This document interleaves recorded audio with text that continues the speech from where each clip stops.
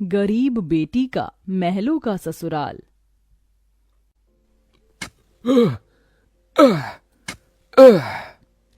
तपती धूप में वह गरीब किसान खेतों में फावड़ा चला रहा था। उसके माथे से तर तर पसीना बहे जा रहा था। तभी गंगा गमछा उठाकर पिता का पसीना पोंछती है। बाबा, आपके माथे से कितना पसीना बह रहा है। आप थक भी गए हैं, थोड़ी देर आराम कर लो। फावड़ा मुझे दो। गंगा को खेत में फावड़ा चलाते देख सेवक राम की आंख भर आती है। मेरी गरीब बेटी के जिन हाथों में मेहंदी लगनी थी, उन्हीं नाजुक हाथों से मेरी गंगा सख्त फावड़ा चला रही है। तू एक गरीब की बेटी को ही ऐसा भाग्य देकर क्यों भेजता है भगवान? एक गरीब के जीवन की सबसे बड़ी दुविधा बेटी को ब्याहना होता है। ये कहानी है ऐसे ही किसान सेवक राम की, जो बड़ा गरीब है। उसकी दो बेटी गंगा और अंजू हैं। यूं तो सेवक राम ने गंगा के लिए कई रिश्ते ढूंढे, मगर भला एक गरीब की बेटी का हाथ कौन थामना चाहता है। किसी तरह से उनका जीवन कट रहा था। सेवक राम, उसकी बूढ़ी पत्नी जानकी और दोनों बेटी सारा दिन तपती धूप में खेत में काम करते रहे। शाम को खेत का मालिक ब्रिज वहां आया। अरे ओ सेवक राम, सारा खेत जोत दिया? जी ब्रिज बाबू, खेत भी जोत दिया और बीज भी बो दिया। ये ले, तेरे परिवार की आज की दिहाड़ी 250 रुपए। ये क्या मालिक, आप पैसे तो कम दे रहे हैं। पहले मेरी अकेले की दिहाड़ी आप मुझे 200 रुपए देते थे, फिर घटाकर 100 रुपए कर दिया और फिर सीधे 70 रुपए कर दिया, और उसमें भी पूरे पैसे नहीं दे रहे हैं। मैं, मेरी दोनों बेटी और पत्नी को मिलाकर हम कुल 4 जन आज खेत में दिन भर जर मर कर खटे हैं। अरे 30 रुपए ही तो कम है, उसमें क्या तू खरीद लेगा? है एक एक रुपया भी मेहनत से कमाना पड़ता है मालिक।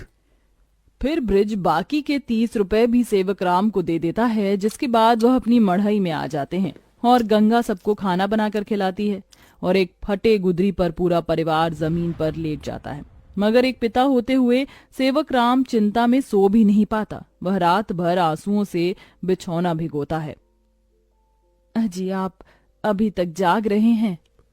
जिसके घर में जवान बेटी ब्याहने को हो, वो कैसे सोए?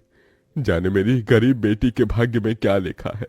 भगवान ने सभी के घर आंगन में भाग्य जाग रहे हैं, मगर मेरी मढ़ई के आंगन में मंडप कब बनेगा?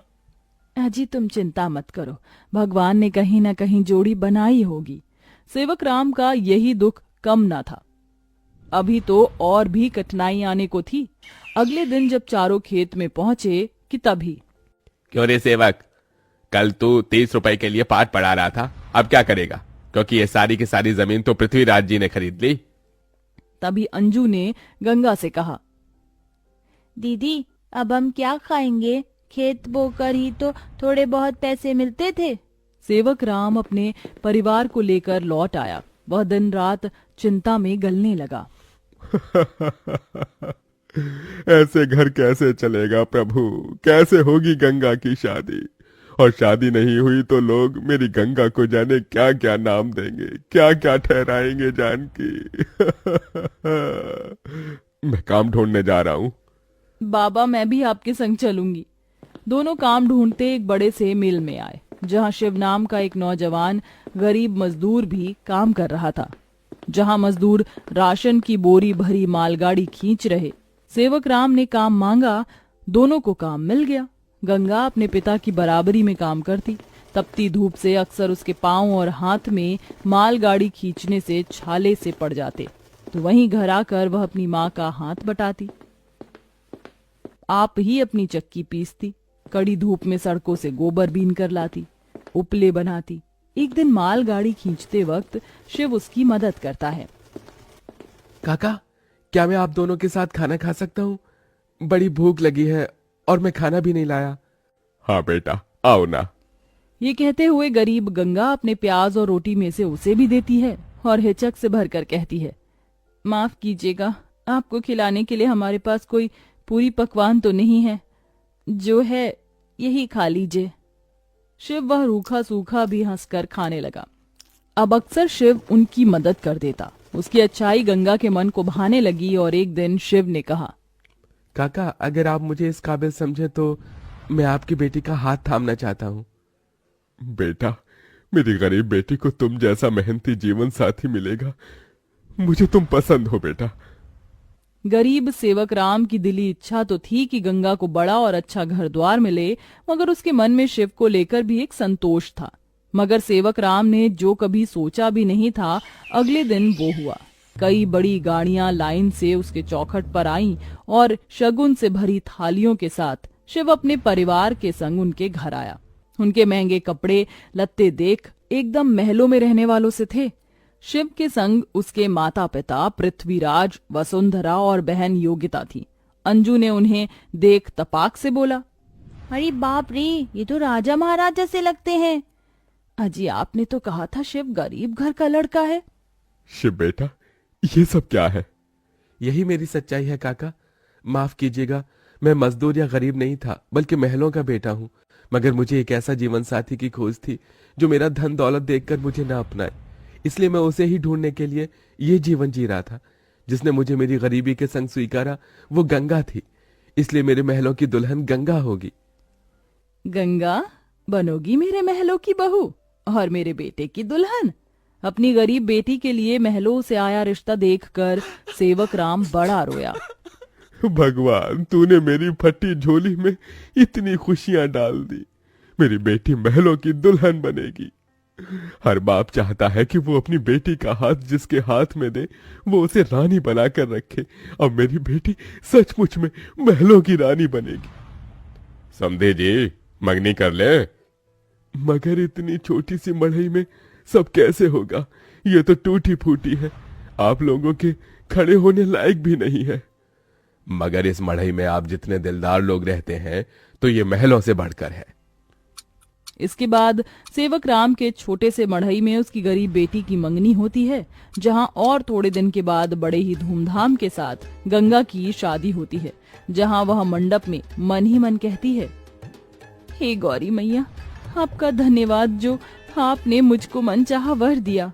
इसके बाद गंगा विदा होकर अपने महलों के ससुराल में आ जाती है, जो दुल्हन के जैसा सजा हुआ होता है, जहां कई नौकर चाकर शाही अंदाज में उसके स्वागत में खड़े थे। तभी महंगे से लहंगे में ननद योगिता ने कहा, आइए भाभी, आपके महलों के ससुराल में आपका स्वागत है।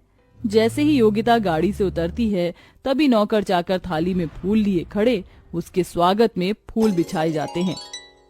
जहां कल तक उसके पांव को कांटों की चुभन मिली थी, आज वह महल की दुल्हन बनकर फूलों में बदल चुके थे। जहां महल के द्वार पर सास वसुंधरा ने स्वागत किया, आओ हमारे महलों की दुल्हन, तुम्हारा स्वागत है। इस सोने की कलश को अपने दाहिने पांव से गिराकर अंदर आ जाओ। जी माँ।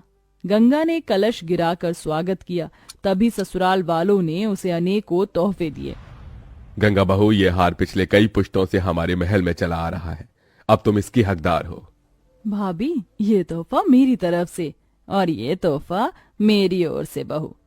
गीता दे रही हूँ, मैं जानती हूँ तुम इस महल का मान बढ़ाओगी। गंगा ने गीता को माथे से लगाया और फिर सास ससुर का आशीर्वाद लिया। माँ जी, बाबूजी, मुझे आशीर्वाद दीजिए ताकि मैं इस महल का मान निभा सकूं। सदा सुहागन रहो, जुग जुग जीती रहो। फिर गंगा विदाई में दिए अपनी गठरी को संग लिए शिव के साथ कमरे में आ गई, जहां आलीशान बड़ा कमरा, ऐशो मखमल का बिछौना और सब कुछ था, जिसे उस गरीब दुल्हन की आंखें देखती रह गईं। कैसा लग रहा है महलों के ससुराल में आकर? खुशी से गंगा की आंखें भर आईं। उसने कहा, यकीन नहीं होता, भगवान ने एक बार में ही इतनी खुशी दे दी। शिव, सब एक सपने जैसा लग रहा है। अब यही तुम्हारी दुनिया है। उस रोज जमीन पर सोने वाली गंगा मखमल के बिछौने पर सोई। अगले दिन वह नहा धोकर नीचे आई, जहां खाने की शाही मेज लगी थी और इर्द गिर्द नौकर खड़े थे। बहू बैठो, खाना खाओ। तभी नौकर ने गंगा को खाना परोसा। एक निवाला खाते ही गंगा को अपनी संघर्ष भरी जिंदगी और याद आ गई। उसकी आंखों से आंसू छलक गए। क्या हुआ गंगा बहू, खाना अच्छा नहीं बना? नहीं माँ जी, बहुत अच्छा बना है, बस ये सब खाने के तो एक गरीब की ख्वाहिश होती है। मैं बहुत खुश हूँ, बस चाहती हूँ कि हर लड़की को उसके सपनों का ससुराल मिले, जैसे मुझे मिला। थोड़े दिन में गंगा अपने महलों के ससुराल में सुखी से रहने लगी। किसी गरीब की बेटी को चुनकर हम भी ये पुण्य कमा सकते हैं।